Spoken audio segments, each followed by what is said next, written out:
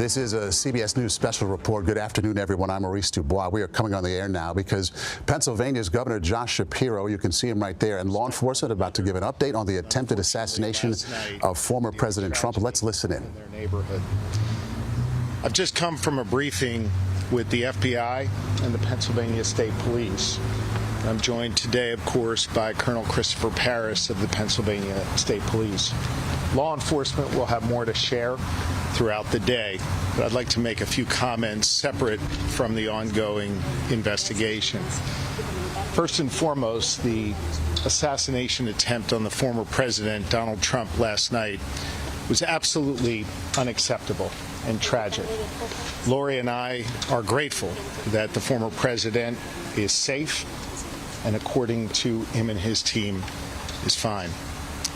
It's also important to note that last night, 3 of our fellow Pennsylvanians were shot, 1 fatally and 2 in critical condition.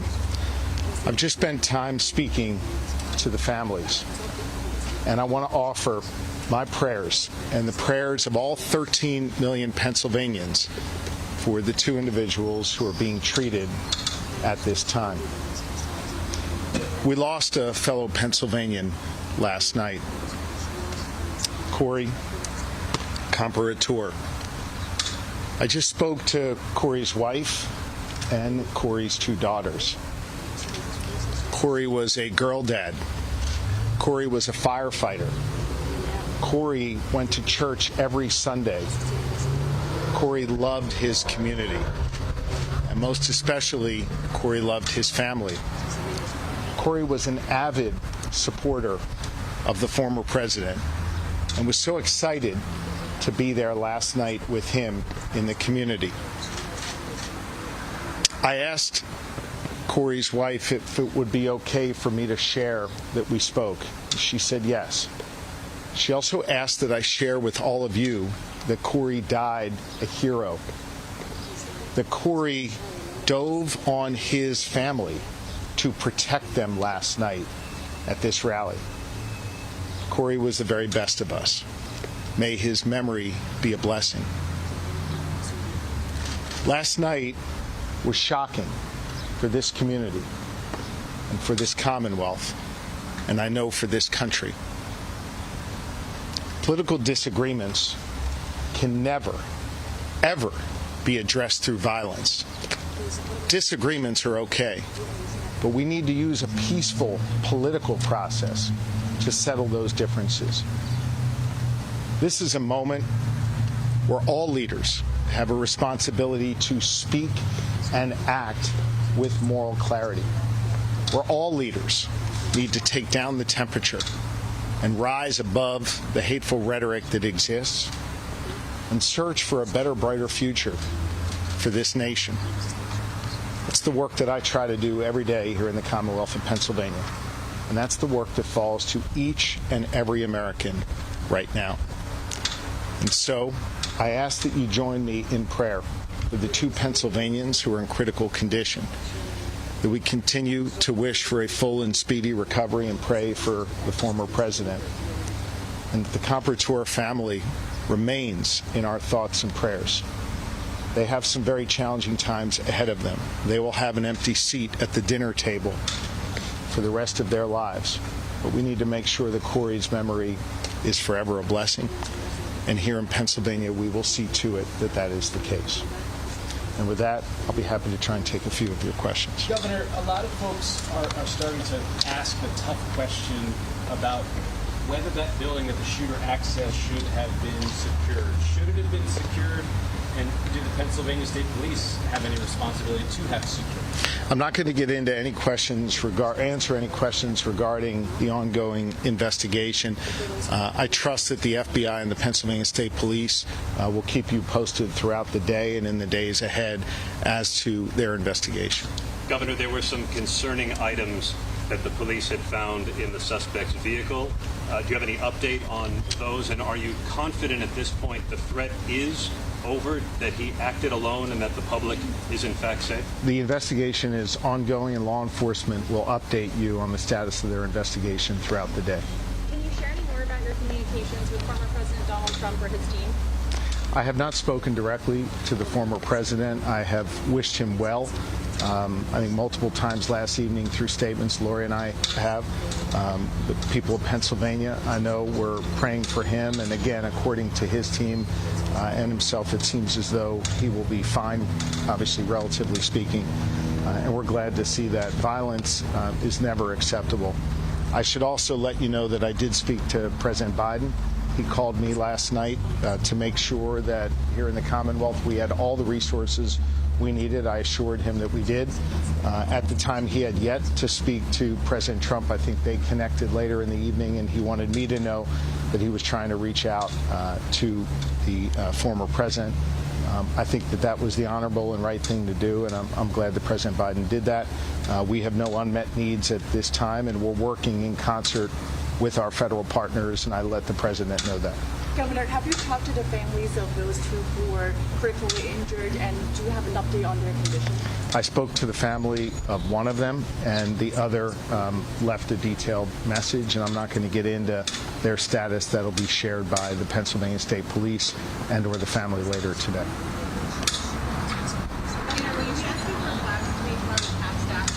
And also knowing that this is going to be a really contentious, even more so, battleground state for the rest of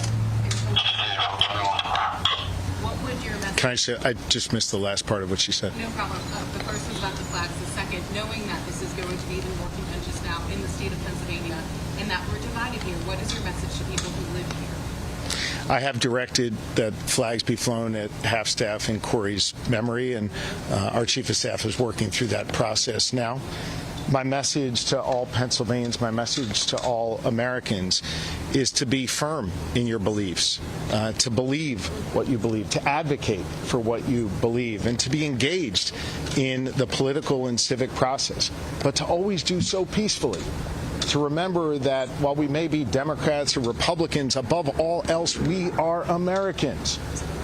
And if you look at the story of this great nation over the last 248 years, a nation that was born right here in Pennsylvania, it's been ordinary Americans at every single step of the way, rising up, demanding more, seeking justice, advocating for change, and doing so peacefully. And those who have advocated for such change peacefully, they have been the ones to bring that about.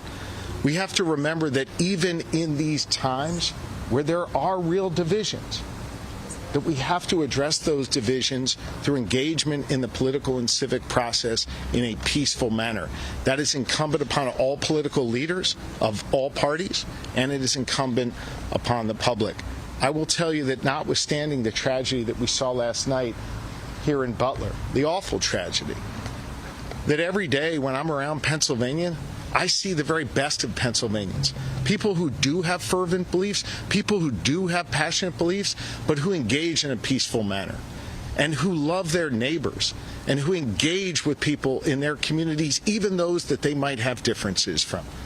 We need to learn from our history in this Commonwealth and in this country, and we need to bring our better angels forward and carry that forward into this political season. I'll take one more. Yes. Expand on the situation of Mr. Montgomery's passing. Was he standing behind President Trump? He said he dove in front of his family. Is there any more detail you can provide about His wife shared with me that he dove on his family to protect them. As for any other information, that'll be shared by law enforcement. Thank you all very much. And we've been listening as Pennsylvania Governor Josh Shapiro there, appealing to Americans' emotions in this very tense and intense moment right now, to appeal to our better angels, disagree peacefully. He also talked about the one man who died in this shooting yesterday. He called out his name, Corey Comparator. He called him a girl dad, a firefighter, an avid Trump supporter. He talked about his wife and how she said he died a hero, getting his body over theirs to protect them in that really intense and uncertain and dangerous moment. They called him a hero, the very best of us. Now, he did bring in a few nuggets in terms of the investigation, like who was this shooter and why did he do it. Let's bring in CBS News reporter Nicole Skanga right now. And you have some reporting, Nicole, in terms of what was found in this gunman's car and what he planned, it appeared to do with it. Yeah, found in the gunman's car were suspicious devices devices that are described by multiple law enforcement sources to CBS News as explosive or incendiary on the gunman's person.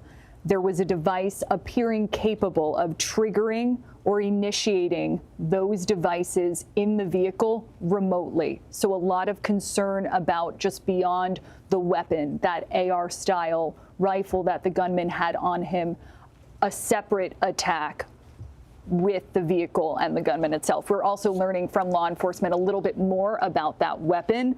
Two law enforcement sources tell CBS News that the gun was purchased legally by the father of the suspect. Now, we don't know the timeline on that just yet, but like I said, we know it's an AR-style rifle, a semi-automatic weapon, a very high-powered weapon. We know that this individual shot at the former president from roughly 400 feet away. Did it sound like they believe he did not act alone at this point? I mean, they're keeping that door open, whether he had accomplices. You heard the governor there saying this is a very active, ongoing investigation. At this point, no indication that there's another individual involved, but still investigating. Okay, Nicole, thank you. Let's go to Charlie DeMar. He is reporting from Pennsylvania for us in Bethel Park outside the gunman's home. Charlie, what are you learning this afternoon?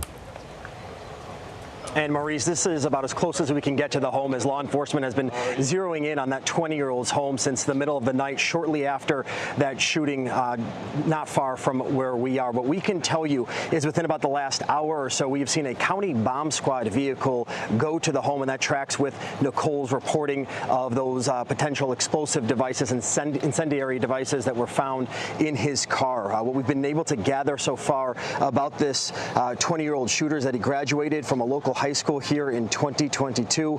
He was a registered Republican who previously made a small donation to a Democratic-aligned group. And at this time, there are no links to any foreign terrorism groups, and the shooter was not on the radar of law enforcement at this time. I also had the opportunity to speak to a former classmate of the shooter. He says that they weren't close friends, but he did know that that shooter was bullied throughout high school, called him an outcast, but said he never suspected that he was capable of carrying something like this out, Maurice. And Charlie, you look at his photo, 20 years old, a kid, quite frankly, to wreak this much havoc on our nation as we try to let this sink in. We heard from some neighbors last night. They were evacuated. They were told by a couple of officers, they told us, that there were concerns about there being a bomb inside his house. And they were evacuated. They said they may come home at some point this afternoon. What are you hearing on that front? And clearly this investigation far from over, but we have not seen any neighbors coming and going. Typically, when there is a large law enforcement investigation like this, you'll see neighbors peek their heads out. And inside that perimeter, which is right behind us, we haven't seen any of that. We've not seen cars coming and going, which would lead you to suggest or to believe that people are not in their homes yet. Again, we just saw that bomb squad vehicle coming within the last couple of hours or so. So police still doing their work. They definitely want to make sure that this is a clear scene before letting neighbors back into their homes. Okay, thank you very much. CBS's Charlie DeMar there at the gunman's hometown, his neighborhood of Bethel Park, Pennsylvania. The Republican National Convention does start tomorrow in Milwaukee. That's where we find our Major Garrett. Major, have you seen any kind of changes to the security perimeter, to the tone, the mood there in Milwaukee? Yes, Maurice, briefly. I can say there are three things that are most on the minds of convention organizers: the schedule, the security, and the speeches. Let's start with security. There is already a very large hardened perimeter around the Fiserv Arena. That's typical for Democratic or Republican national conventions, has been for decades. There is some sense here in Milwaukee that hardened perimeter, several blocks around the arena, will be enlarged. And then the soft perimeter that is around it may also be enlarged, and tighter security checks for credentials and things like that. All of that is under ongoing review. Then there's the schedule. Will the schedule hold? All the organizers here said yes, the 4 days of the convention will go on as planned. There may be alterations in terms of a roll call or announcing a running mate for former President Trump. That's still up in the air. And the speeches, they're being redrafted now to reflect the events in Bethel, Pennsylvania, an attempted assassination attempt on former President Trump's life. Republicans will use this moment to talk about not only the threats to the former president, but they believe the larger threat to the future of our country. Those speeches will reflect this moment. How harshly or archly, we don't know yet. Amid all the calls for taking the temperature down, that's an ongoing calculus for Republicans preparing to start their convention here in Milwaukee tomorrow. Okay, Major Garrett Force in Milwaukee, thank you so much. Let's bring in CBS News senior White House correspondent Weijia Jiang at the White House. Weijia, the president's scheduled to speak in about an hour. He is meeting with his law enforcement and Homeland Security officials right now. What are you hearing? That's right, Maurice. The president will make an address to the nation at 1:30 p.m. It is scheduled for, and that is following a briefing inside the Situation Room with his Homeland Security team. That includes also the Attorney General of the United States, the National Security Advisor, the Secretary of Homeland Security, as well as the directors of the FBI and the Secret Service. And we don't know, Maurice, yet the scope of how this will impact his official schedule. But on the campaign side, we know that they have suspended all political activity. They have paused any outbound communications and pulled television ads because President Biden and his team right now say they are focused on lowering the temperature, and he is serving in the role as commander-in-chief, as consoler-in-chief. We also know, Maurice, that he spoke by phone with the former president yesterday, and a White House official tells CBS News that that call was, quote, good, short, and respectful. So not a lot of details, but we know it was a cordial call. And again, it was something that the president mentioned when he spoke to the nation last night, saying that it was important to him that he be able to connect with the former president. So again, at 1:30 p.m. in less than an hour, we expect him to give a full update after he received one in the Situation Room. Maurice. And Weijia, I'm sure it's lost on no one, absolutely no one, that just 24 hours ago, having a different conversation about the president's mental acuity, his ability to simply function, and now this. And Maurice, publicly, those conversations have halted because, again, there is so much focus right now on what he has to do in his capacity as president. And it's to be determined whether those conversations continue privately and how that could impact his political future moving forward. But certainly campaign sources also pointed out that for now, that is not what people are talking about. Most certainly. Weijia Jiang at the White House, thank you. And we will bring you those remarks from President Biden in less than an hour, 1:30 Eastern Time. Our coverage will continue on CBS News 24/7, your local news, and tonight on a special edition of the CBS Evening News with Norah O'Donnell from Milwaukee. This has been a CBS News Special Report. I'm Maurice DuBois in New York.